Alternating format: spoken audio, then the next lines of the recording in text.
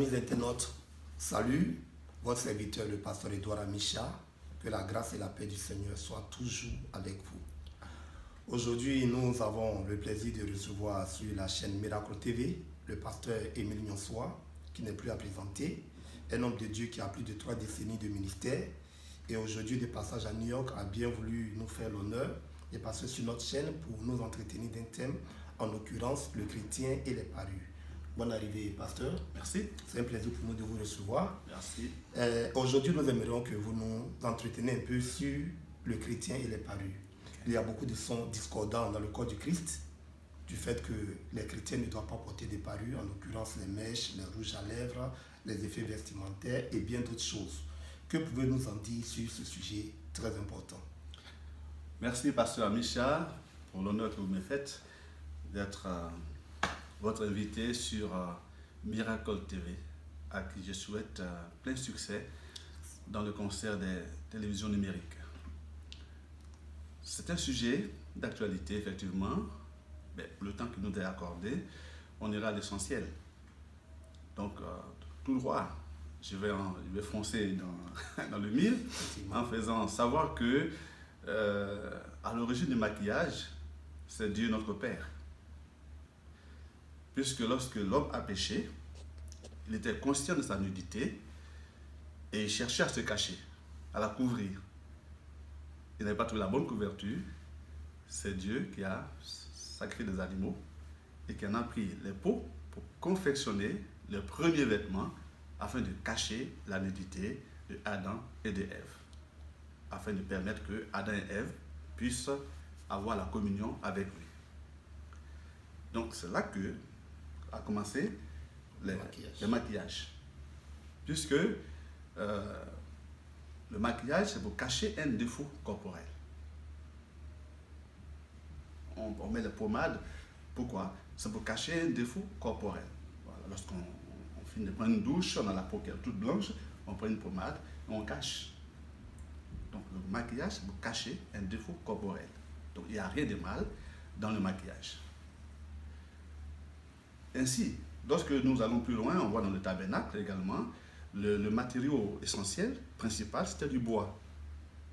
Du bois qui était revêtu d'or. Comme on voit à l'Arche de l'Alliance, c'était un coffret en bois, revêtu d'or. Le bois parlait de l'humanité de Jésus-Christ et l'or parle de la divinité, sa divinité. Voilà. Donc la divinité vient couvrir l'humanité. Maquillage. Dans la Bible, les femmes bibliques, les femmes de l'Ancien Testament se maquillaient, se paraient. En tout cas, elles entretenaient leur toilette.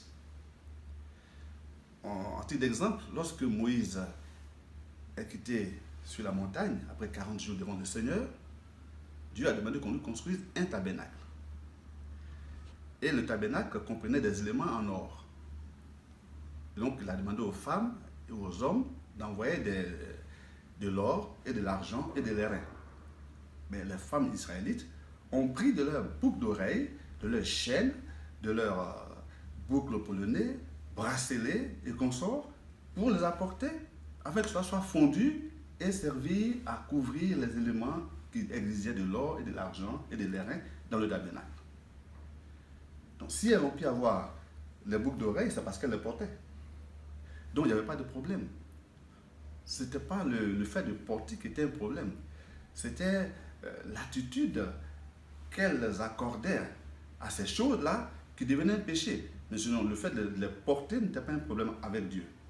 Puisque ces boucles d'oreilles ont aussi servi le Seigneur quand il fallait les apporter pour construire le tabernacle.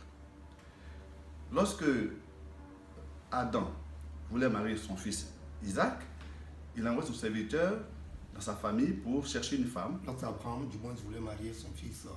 Non, c'est Abraham. Abraham voulait marier Isaac, il envoie son serviteur dans sa famille pour chercher une femme pour Isaac. Effectivement.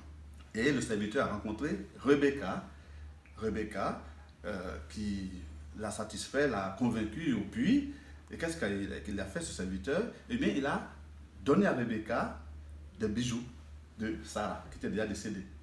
Donc, ces bijoux ont été donnés à Rebecca. et quand ils sont allés voir leurs parents, c'est encore une autre partie de ces bijoux-là qui ont été donnés comme dot. Donc Sarah, qu'on appelle la mère des croyantes, mais Sarah avait comment on appelle ça, un trésor de bijoux qui était consistant. Des boucles en or, des boucles en argent, des bijoux de valeur. C'est ce que Sarah avait comme possession. Donc, on ne peut pas dire que les bijoux sont un péché, ou que le maquillage est un péché, ou que les beaux accoutrements sont un péché, ou que les belles coiffures sont un péché.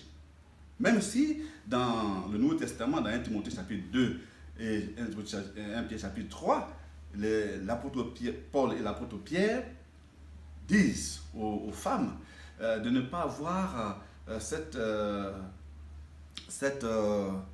parure extérieure qui consiste dans les cheveux tressés ou les ornements d'or ou dans les habits luxueux. Ils le disent, mais il faut bien lire le contexte. On va voir qu'il parle de deux types de parures. Il y a la parure extérieure, donc qui consiste dans les vêtements et dans les bijoux. Et puis il y a la parure intérieure, qui est donc la sainteté de vie, un cœur plein d'amour pour Dieu, un cœur sanctifié. Ça, c'est une parure intérieure. Cette parure est supérieure devant Dieu à la parure vestimentaire. Donc, l'apôtre Paul et l'apôtre Pierre veulent que les femmes chrétiennes mettent l'emphase sur leur relation avec Dieu.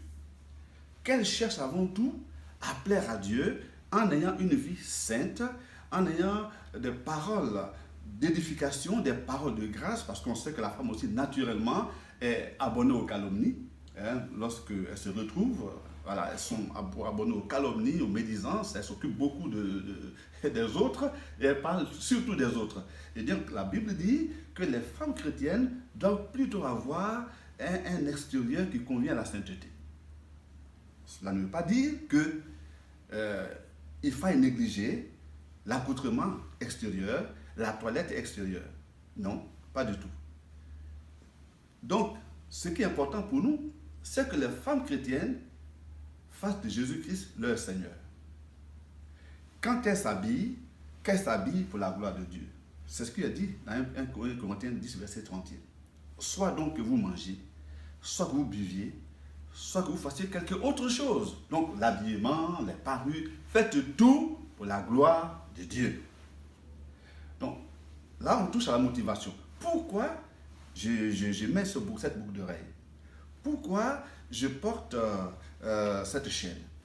Pourquoi j'achète cette robe dans le magasin? Pourquoi je porte ce pantalon?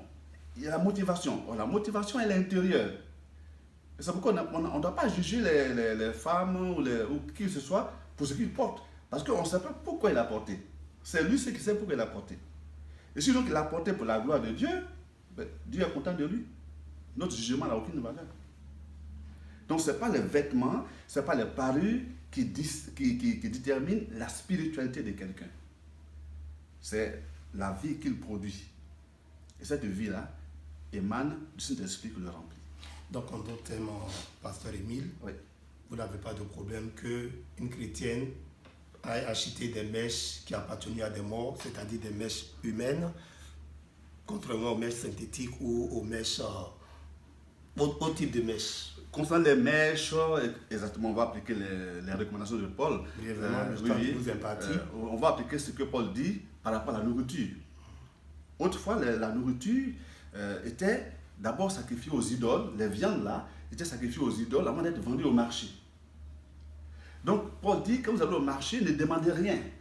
Ne faites pas d'enquête. Est-ce que ça a été sacrifié aux idoles ou pas? Est-ce que cette mèche-là, ça vient d'un mort? Ou vous avez... Ne demandez rien.